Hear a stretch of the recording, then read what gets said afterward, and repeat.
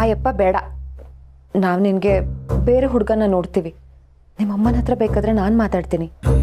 ಇಷ್ಟ ಇದೆ ಅಥವಾ ಇಲ್ಲ ಅಂತ ಹೇಳೋ ಸ್ವತಂತ್ರ ನನಗಿಲ್ಲ ಅಕ್ಕ. ಅಯ್ಯೋ ಯಾಕಮ್ಮ ಹಾಗೆ ಹೇಳ್ತಾ ಇದೆಯಾ? ಭಗವಂತ ಮನುಷ್ಯನಿಗೆ ಯೋಚನೆ ಮಾಡೋ ಶಕ್ತಿ, ಅದನ್ನು ವ್ಯಕ್ತಪಡಿಸೋದಕ್ಕೆ ಮಾತು ಎರಡೂ ಕೊಟ್ಟಿದ್ದಾನೆ. ನಿನ್ನ ಅನಿಸಿಕೆಯನ್ನು ವ್ಯಕ್ತಪಡಿಸೋದಕ್ಕೆ ನಿಂಗೆ ಸಂಪೂರ್ಣ ಸ್ವಾತಂತ್ರ್ಯ ಇದೆ. ಇರ್ತಿದ್ದೇನೆ ನಾನು ನನ್ನ ಹೆಸರು ತಕ್ಕಂಗೆ ಬೆಳಗಿದ್ದಿದ್ರೆ. ಆದರೆ ಯಾವ ಜನ್ಮದಲ್ಲಿ ಏನು ಕರ್ಮ ಮಾಡಿದ್ನು, ನನ್ನ ನೆರಳಿಗೂ ನನಗೂ ವ್ಯತ್ಯಾಸ ಇಲ್ದಿರೋ ಹಾಗೆ ಹುಟ್ಬಿಟ್ಟಿದ್ದೀನಿ. ನೋಡು, ಇದೆಲ್ಲ ಮಾತಾಡ್ತಾ ಕೂತ್ಕೊಳ್ಳೋ ಟೈಮ್ ಅಲ್ಲ ಇದು. ಆಯಪ್ಪ ನೀನು ಒಪ್ಕೋಬೇಡ ಅಷ್ಟೇ. ಎರಡನೇ ಸಂಬಂಧ ಇದು. ಅದು ಅಲ್ಲದೆ 18 ವರ್ಷದ ಮಗ ಇದ್ದಾನೆ ಅವನಿಗೆ. ಎಲ್ಲ ಗೊತ್ತು ಅಕ್ಕ, ಆದರೆ ನಾನು ಏನು ಹೇಳೋ ಸ್ಥಿತಿಯಲ್ಲಿಲ್ಲ. ಅಮ್ಮನಿಗೆ ನನ್ನ ಮದುವೆ ಮಾಡಿ ಕಳಿಸಿದ್ರೆ ಸಾಕಾಗಿದೆ. ನನಗೂ ಈ ಬಣ್ಣದಿಂದ ಅನ್ನಿಸ್ಕೊಂಡು ಸಾಕಾಗಿದೆ. ಸಾಯೋ ಬದಲು ಮದುವೆನಾದ್ರೂ ಆಗ್ತೀನಿ. ಎರಡಕ್ಕೂ ವ್ಯತ್ಯಾಸ ಇರಲ್ಲ ಅನ್ನಿಸ್ತಿದೆ. ಶ್ವೇತಾ, ಯಾಕಮ್ಮ ಹೀಗೆಲ್ಲ ಮಾತಾಡ್ತೀಯ? ನೀನು ಭವಿಷ್ಯದ ಬಗ್ಗೆ ಯೋಚನೆ ಮಾಡಮ್ಮ. ಯೋಚನೆ ಮಾಡುವಂತ ದೊಡ್ಡ ಭವಿಷ್ಯ ನಂದೇನು ಇಲ್ಲ.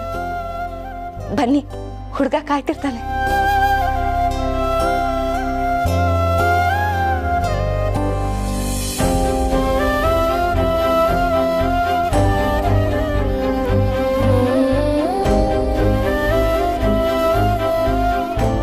ಇವಳೇನಾ ಹುಡುಗಿ?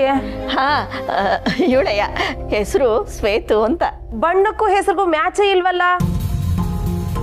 ಇವ್ರ ಏಜ್ಗೂ ಸೆಕೆಂಡ್ ಮ್ಯಾರೇಜ್ಗೂ ಮ್ಯಾಚ್ ಆಗುತ್ತೆ, ಇದು ಮಾತ್ರ ಮ್ಯಾಚ್ ಆಗಲ್ವಾ? ಇದು ನೋಟಬಲ್ ಪಾಯಿಂಟೇ. ನಿಮ್ಮ ಮಾತಿಗೆ ಮೆಚ್ಚಿ ನಾನು ಹುಡುಗಿನ ಓಕೆ ಮಾಡ್ತಾ ಇದ್ದೀನಿ.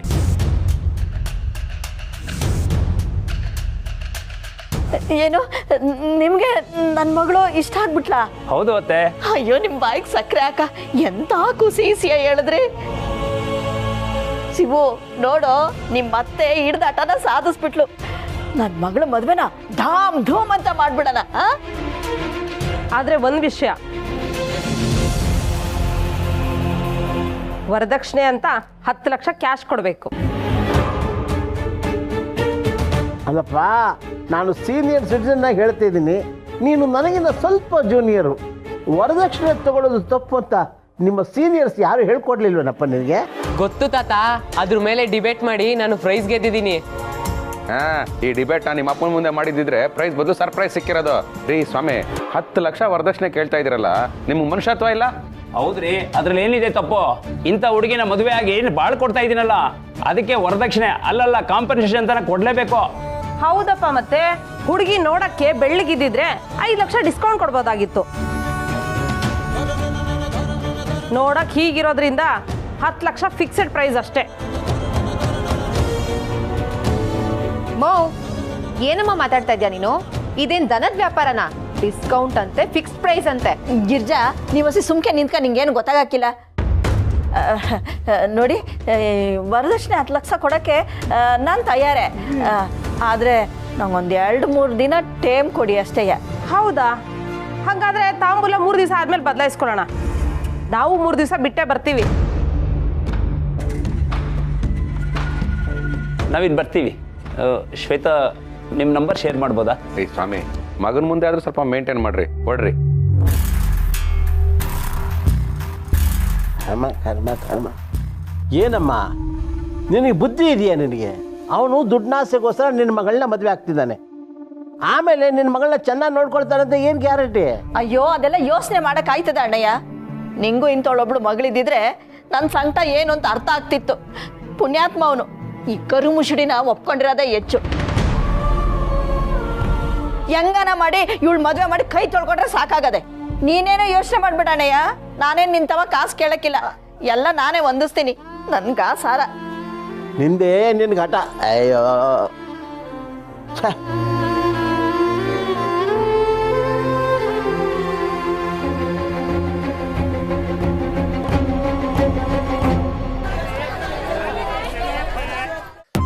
ಈ ನಗರಕ್ಕೆ ಏನಾಗಿದೆ? ಎಲ್ಲಿ ನೋಡಿದ್ರು ಹೊಗೆ, ಯಾರನ್ನು ನೋಡಿದ್ರು ಹಾಗೆ. ಅಯ್ಯೋ ಬೇಗ ಬಾಮ್ಮ. ಅಯ್ಯೋ ಇದ್ಯಾಕೋ ವರ್ಕೌಟ್ ಆಗ್ತಾನೆ. ಬಂದ್ಯಾ? ಅಪ್ಪ, ಬಿಸಿ ಇದೆ. ನನ್ನ ತಲೆ ಅದಕ್ಕಿಂತ ಬಿಸಿ ಇದೆ. ಅಪ್ಪ ಈಗಾಗಲೇ 5-6 ಲೋಟ ಟೀ ಕುಡ್ದಿದ್ಯಾ, ಎಲ್ಲಾ ಬ್ರ್ಯಾಂಡ್ ಬಾಂಬ್ನು ಹಚ್ಕೊಂಡಿದ್ಯಾ, ಏನಾಗಿದೆ ನಿಂಗೆ?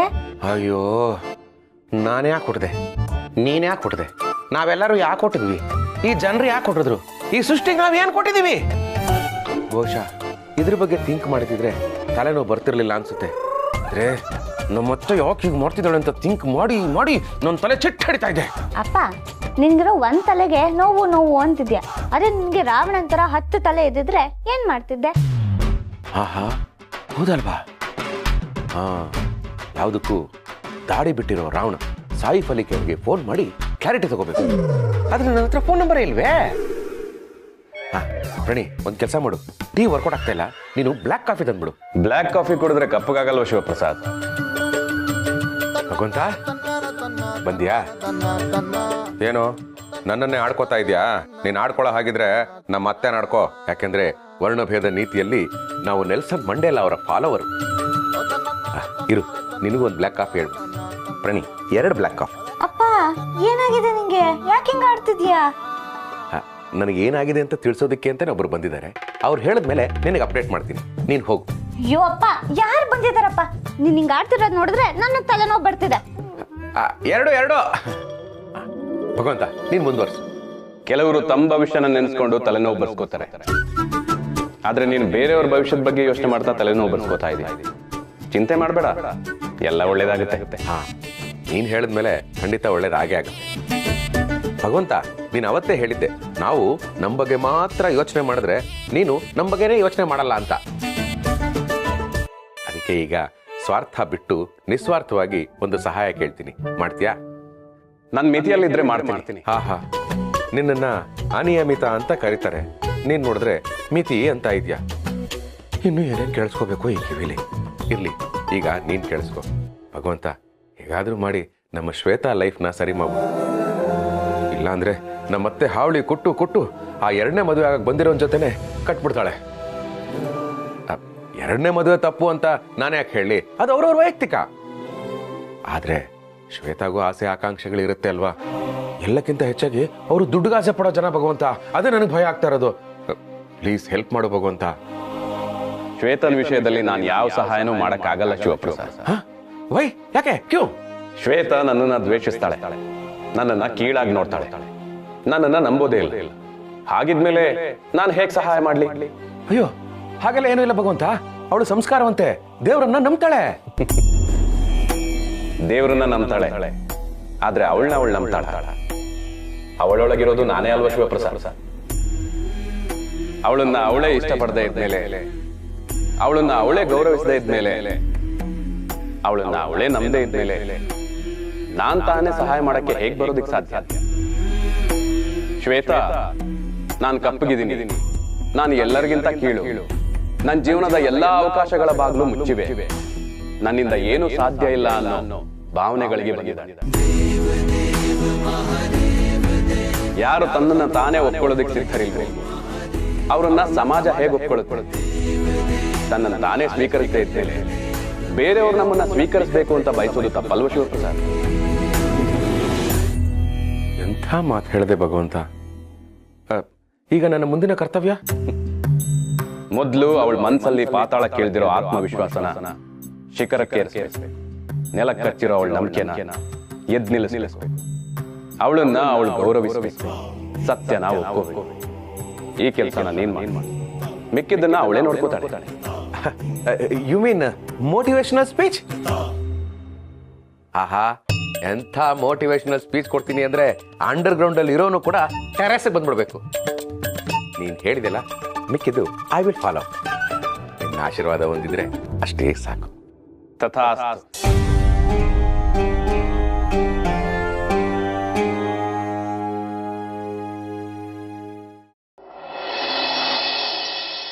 ನೀನೇನಾದ್ರೂ ಅಂದ್ಯೇನಮ್ಮ? ಅಯ್ಯೋ ಮಾವ, ನನ್ನ ಬಾಯಲ್ಲಿ ಮಂತ್ರ ಬಿಟ್ಟು ಬೇರೆ ಮಾತು ಬರುತ್ತಾ? ನೀವೇ ಹೇಳಿ. ಅಲ್ಲ, ದಿನ ಬೆಳಗಾದ್ರೆ ನನ್ನ ಮಗನ ಮೇಲೆ ಮಂತ್ರಾರ್ಚನೆ ಮಾಡ್ತೀಯಲ್ಲ, ಅದಕ್ಕೋಸ್ಕರ. ಅದು ಪ್ರೀತಿಗ್ ಮಾವ. ಪುಟ್ಮಲ್ಲಿ ಅಮ್ಮಂಗೆ ಹೇಳೋಷ್ಟು ದೊಡ್ಡ ಬಾಯಿ ಇಲ್ಲಿ ಯಾರಿಗಿದೆ? ಎಲ್ಲಿ ಹೋದ್ಲು ಕೇಳದೆ? ಎಲ್ಲೂ ದೇಶಾಂತರಕ್ಕೆ ಹೋಗಿರ್ಲಿಲ್ಲ ಕಣಣ್ಣ, ಕೊಳ್ಳೆಗಾಲಕ್ಕೆ ಹೋಗಿದ್ದೆ ಅಷ್ಟೇಯ. ಕೊಳ್ಳೆಗಾಲಕ್ಕ? ಓ, ಚಾರ್ಜರ್ ಮರ್ತ್ ಬಂದಿದ್ರಾ? ಕೇಳಿದ್ರೆ ನನ್ನ ಹತ್ರ ಇದ್ದಿದ್ದೆ ಕೊಡ್ತಿದ್ನಲ್ಲ.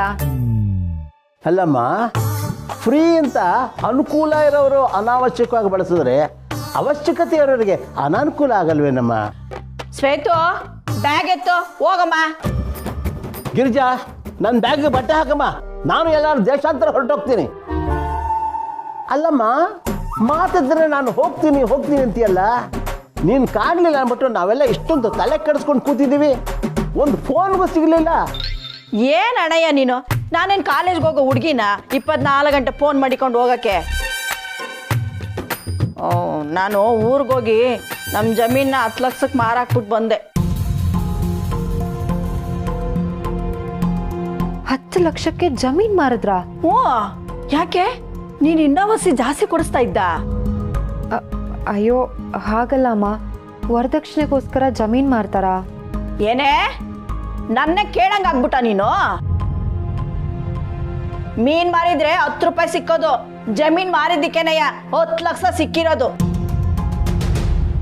ಏಟು ದಿನ ಏಟೇಟೋ ಗಂಡುಗಳು ಬಂದ್ವು, ದುಡ್ಡು ಕೊಡ್ತೀವಿ ಅಂದ್ರು ಯಾರೋ ಒಳ್ಳೆ ಮದುವೆ ಆಗಕ್ಕೆ ಒಪ್ಕೊಂಡಿಲ್ಲ. ಈಗ ಯಾವನೋ ಒಬ್ಬ ಪುಣ್ಯಾತ್ಮ ಸಿಕ್ಕವನೆ, ದುಡ್ಡು ಕೊಟ್ಟಾದ್ರೂ ಸರಿ ನನ್ನ ಮಗಳು ಮದುವೆನ ನಾನು ಮಾಡೇ ಮಾಡ್ತೀನಿ. ಆ ಮೂದೇವಿ ಡಬಲ್ ಡಿಗ್ರಿ ಮಾಡ್ಕೊಂಡದೆ. ಹೆಣ್ಣೈಕ್ಳು ಹೆಂಗಿರ್ಬೇಕು ಅಂದ್ರೆ ಚಿಗ್ರೆ ಮರಿ ತರ ಆರ್ಬೇಕು. ಗಂಡೈಕ್ಳನ್ನ ಹೆಣ್ಣೈಕ್ಳು ಬ್ಯಾಡ ಅಂತ ರಿಜೆಕ್ಟ್ ಮಾಡಿ ಬಿಸಾಕ್ಬೇಕು. ಮನೆ ಮುಂದೆ ಮದುವೆ ಆಗಕ್ಕೆ ಕ್ಯೂ ನಿಲ್ಬೇಕು.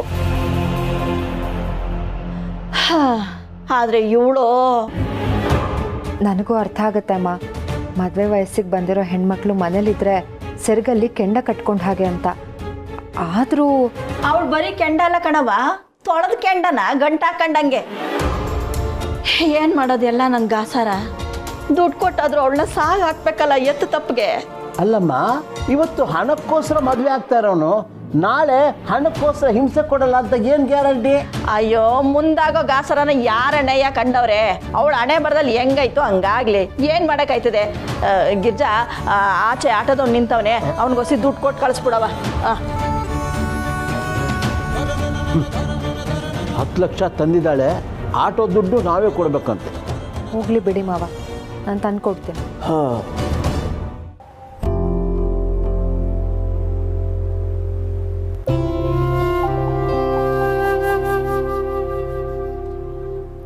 ಮೋಟಿವೇಶನಲ್ ಕೋಟ್ಸ್ ಇನ್ ಕನ್ನಡ. ಬಂತು. ಶ್ವೇತಾ, ಏನಮ್ಮ ಮಾಡ್ತಾ ಇದೀಯಾ? ಹತ್ತು ಕಣ್ಣೀರು ಖಾಲಿಯಾಗಿದೆ, ಬರುತ್ತೋ ಬರಲ್ವೋ ಅಂತ ಯೋಚನೆ ಮಾಡ್ತಿದ್ದೀನಿ. ನೀನು ಹೀಗೆ ಯೋಚನೆ ಮಾಡ್ತಿರ್ತೀಯ ಅಂತ ನನಗೆ ಚೆನ್ನಾಗಿ ಗೊತ್ತು. ಇರು.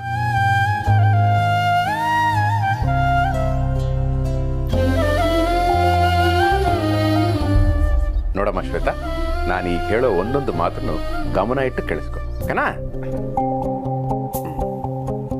ಜೀವನವೆಂಬುದು ಸೋಲು ಗೆಲುವಿನ ಆಟ. ಗೆದ್ದವನಿಗೆ ಸೋಲಬಾರದೆಂಬ ಭಯವಿದ್ದರೆ ಸೋತವನಿಗೆ ಗೆಲ್ಲಲೇಬೇಕು ಎಂಬ ಛಲವಿರುತ್ತದೆ. It's okay. ನೆಕ್ಸ್ಟ್ ಹೇಳ್ತೀನಿ.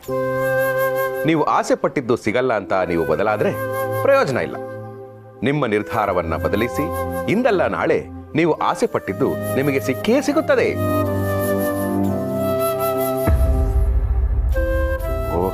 ಮೋಸ್ಟ್ಲಿ ನನ್ನ ಲ್ಯಾಂಗ್ವೇಜ್ ಅರ್ಥ ಆದ್ರೂ ನನ್ನ ಬಾಡಿ ಲ್ಯಾಂಗ್ವೇಜ್ ವರ್ಕೌಟ್ ಆಗ್ತಿಲ್ಲ ಅನ್ಸುತ್ತೆ. Let me try something else.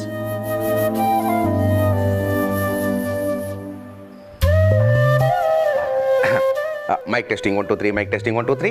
ಯಾ ಫ್ರೆಂಡ್ಸ್, ನೀವು ನಿಮ್ಮ ಪ್ರಯತ್ನವನ್ನು ಎಂದಿಗೂ ನಿಲ್ಲಿಸಬೇಡಿ, ಭರವಸೆಯನ್ನು ಎಂದಿಗೂ ಕಳೆದುಕೊಳ್ಳಬೇಡಿ. ನಿಮ್ಮ ದಿನ ಬಂದೇ ಬರುತ್ತದೆ. ಯಾಕೆ ಈ ಹತಾಶೆ? ಯಾಕೆ ಈ ಬೇಸರ? ನಿಮಗಾಗಿ ನೀವು ಬದುಕಿ, ನಿಮಗಾಗಿ ನೀವು ಕೆಲಸ ಮಾಡಿ. ಏಕೆಂದರೆ ಅವಕಾಶ ಪದೇ ಪದೇ ಬರುವುದಿಲ್ಲ. ಬಂದಾಗ ಅದನ್ನು ಬಳಸಿಕೊಳ್ಳಬೇಕು. ನಮ್ಮ ಆಸೆಯನ್ನು ನಮ್ಮದಾಗಿಸಿಕೊಳ್ಳಬೇಕು ಫ್ರೆಂಡ್ಸ್. ಸಾಧ್ಯನೇ ಇಲ್ಲ ಎಂದುಕೊಂಡರೆ ಏನನ್ನೂ ಸಾಧಿಸಲಾಗುವುದಿಲ್ಲ. ಪ್ರಯತ್ನ ಪಡುವುದರಿಂದ ನಷ್ಟವೇನಿದೆ? ಗೆದ್ದರೆ ಸಂತೋಷ, ಸೋತರೆ ಅನುಭವ ಸಿಗುತ್ತದೆ. ಇದನ್ನು ಯೋಚನೆ ಮಾಡಿ ಫ್ರೆಂಡ್ಸ್. ಪದೇ ಪದೇ ಕಷ್ಟ ಬರುತ್ತಿದೆ ಅಂದರೆ ನಿಮ್ಮ ಹಣೆ ಬರಹ ಸರಿ ಇಲ್ಲ ಅಂತಲ್ಲ, ನಿಮಗೋಸ್ಕರ ಮುಂದೆ ಒಳ್ಳೆಯ ದಿನಗಳು ಕಾದಿದೆ ಅಂತ ಅರ್ಥ. ಟ್ರೈ ಮಾಡ್ತಾನೆ ಇರಿ. ಸಕ್ಸಸ್ ಸಿಕ್ಕರೆ ನಿಮ್ಮ ತಂದೆ ತಾಯಿ ಖುಷಿ ಪಡ್ತಾರೆ, ಸಿಗಲಿಲ್ಲ ಅಂದ್ರೆ ನಿಮ್ಮ ನೆಂಟರು ಖುಷಿ ಪಡ್ತಾರೆ. ಇಷ್ಟೇ ಲೈಫು. ಆದ್ರೆ ಪ್ರಯತ್ನ ಬಿಡಬಾರ್ದು, ಆತ್ಮವಿಶ್ವಾಸ ಬಿಡಬಾರ್ದು. ಪ್ರತಿದಿನ ಹೊಸ ದಿನ ಆಗಬೇಕು. ನಿಮ್ಮ ಹಳೆ ದಿನಾನ ಮರೆತು ಹೊಸದಾಗಿ ಕೆಲಸವನ್ನ ಪ್ರಾರಂಭಿಸಿ. ನೀವು ನಡೆಯೋ ದಾರಿಯಲ್ಲಿ ನಿಯತ್ತಿದ್ದರೆ ನಿಮ್ಮನ್ನ ತಡೆಯೋ ತಾಕತ್ತು ಯಾರಿಗೂ ಇರೋದಿಲ್ಲ. yourcoats.com. ಅಯ್ಯೋ, ವೆಬ್ಸೈಟು ಸೇರಿಸಿ ಓದ್ತಾ ಇದ್ದೀನಲ್ಲ. ಇರಲಿ, ಇಷ್ಟೆಲ್ಲ ಓದಿದ್ಮೇಲೆ ಶ್ವೇತಾಗೆ ಮೋಟಿವೇಶನ್ ಬಂದಿರುತ್ತೆ.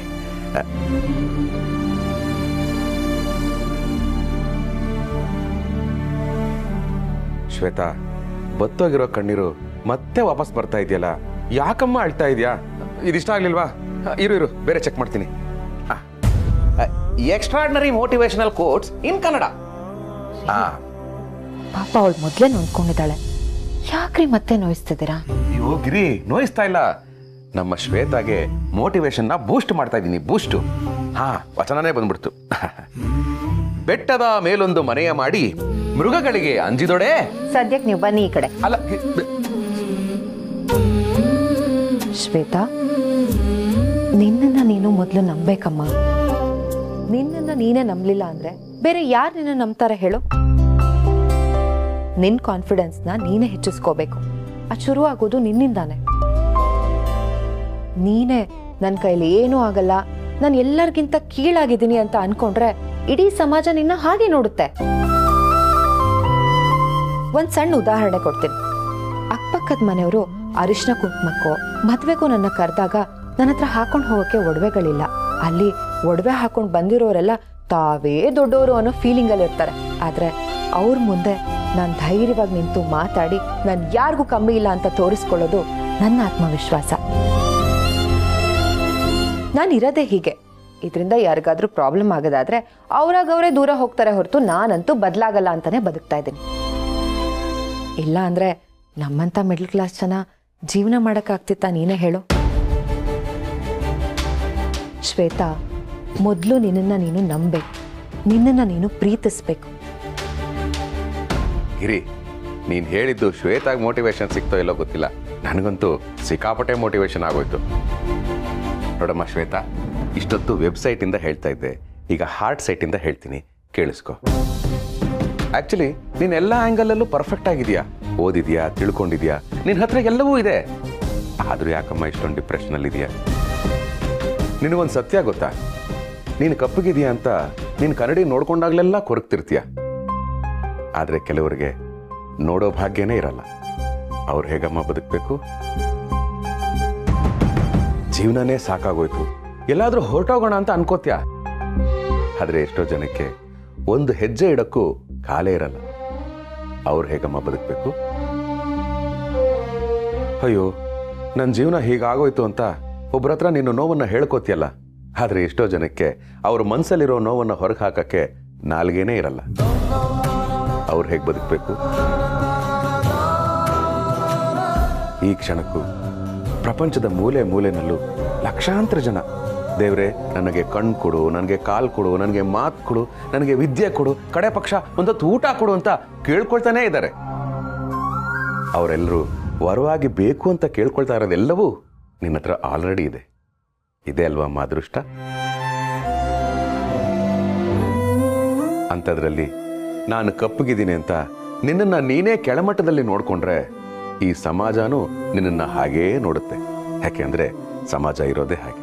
ಆದರೆ ಬದಲಾಗಬೇಕಾಗಿರೋದು ಸಮಾಜ ಅಲ್ಲಮ್ಮ, ನೀನು. ಮೊದಲು ನಿನ್ನನ್ನು ನೀನು ಪ್ರೀತಿಸು, ನಿನ್ನನ್ನು ನೀನು ಒಪ್ಕೋ. ಆಗ ನೀನು ಬೇಡ ಅಂತ ಹೋದವರು ಕೂಡ ನಿನ್ನನ್ನು ಹುಡ್ಕೊಂಡು ಬರ್ತಾರೆ. ಆಗ ಟೈಮು ನಿಂದಾಗಿರುತ್ತೆ, ಕೇಳಿಸ್ಕೊಳ್ಳೋರು ಅವರಾಗಿರ್ತಾರೆ.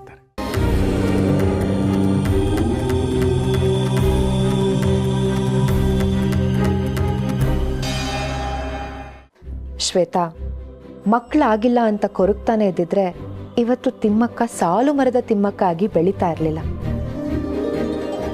ಅಯ್ಯೋ, ನಾನು ಕಪ್ಪಗಿದ್ದೀನಿ, ನನ್ನ ಜೀವನನೇ ಸಾಕು ಅಂತ ಕಲ್ಪನಾ ಚಾವ್ಲಾ ಅನ್ಕೊಂಡಿದ್ದಿದ್ರೆ ಅವ್ರ ಅಂತರಿಕ್ಷಕ್ಕೆ ಹಾರ್ತಿರ್ಲಿಲ್ಲ. ನಮ್ಮ ಹತ್ರ ಅದಿಲ್ಲ ಇದಿಲ್ಲ ಅಂತ ಕೊರಗೋದ್ರ ಬದಲು ನಮ್ಮ ಹತ್ರ ಏನಿದೆಯೋ ಅದನ್ನೇ ಇಷ್ಟಪಡಬೇಕು. ಬೇರೆಯವರಿಂದ ಗೌರವನ ನಿರೀಕ್ಷೆ ಮಾಡೋಕ್ಕೂ ಮುಂಚೆ ನಿನ್ನನ್ನು ನೀನು ಗೌರವಿಸ್ಕೋಬೇಕು.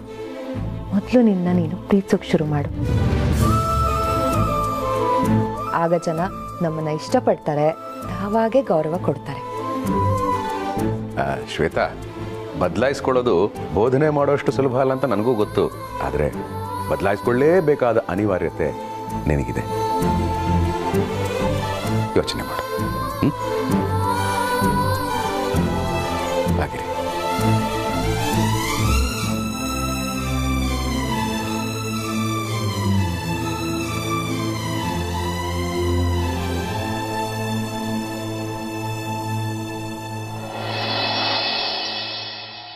ಎಲ್ಲಿ ಹುಡುಗಿನೂ ಬರಲೇ ಇಲ್ಲ? ಮಗ ಒಳಗಡೆ ರೆಡಿ ಆಯ್ತಾ ಇರ್ದೆ. ಅವಳಿಗೆ ಯಾಕೆ ರೆಡಿ ಆಗೋದಿಲ್ಲ? ಸುಮ್ಮನೆ ಸ್ನೋ ಪೌಡರ್ ವೇಸ್ಟು. ಹಿರಿಯರಾಗಿ ನೀವು ಹೀಗೆಲ್ಲ ಮಾತಾಡಬಾರ್ದು. ಬೇರೆಯವ್ರನ್ನ ಆಡ್ಕೊಳ್ಳೋದು ತಪ್ಪಲ್ವಾ? ಅಕ್ಕ ನಾನು ಹೋಗಿ ನೋಡ್ಕೊಂಬರಲ್ಲ? ಇರು, ಮೊದಲು ಅವ್ರು 10 ಲಕ್ಷ ಕೊಡೋದೆಲ್ಲ ಕೊಡ್ಲಿ, ಅದಾದ್ಮೇಲೆ ಬೇರೆ ಇಲ್ಲ. ಅವ 10 ಲಕ್ಷ ಎಲ್ಲ ನಾನು ಹೊಂದ್ಸಿವ್ನಿ. ತಾಂಬೂಲ ಬದಲಾಯಿಸ್ಕೊಳ್ಳುವಾಗ ಕೊಡೋಣ ಅನ್ಕೊಂಡಿದ್ದೆ. ಅಯ್ಯೋ, ಮೊದಲು ಕೊಡಿ, ಮಿಕ್ಕಿದ್ದೆಲ್ಲ ಆಮೇಲೆ. ಅತ್ತೆ, ಈಗಲೂ ಕಾಲ ಮಿಂಚಿಲ್ಲ. ನೀನು ಸುಮ್ಕಿರ್ಲ ಅವ. ಈ 10 ಲಕ್ಷದ ಜೊತೆ ನನ್ನ ಮಗಿನೂ ನಿಮ್ಮ ಮಡ್ಲಿಗೆ ಹಾಕ್ತಾವ್ನಿ. ಅವಳನ್ನ ಹಾಲ್ನಾಗಾದ್ರೂ ಹಾಕಿ, ನೀರ್ನಾಗಾದ್ರೂ ಹಾಕಿ. ಅಯ್ಯೋ, ನೀವು 10 ಲಕ್ಷ ಕೊಡ್ತಿರೋವಾಗ ಹಾಲಲ್ಲೇ ಹಾಕ್ತೀವಿ. ನಿಲ್ಸಿ.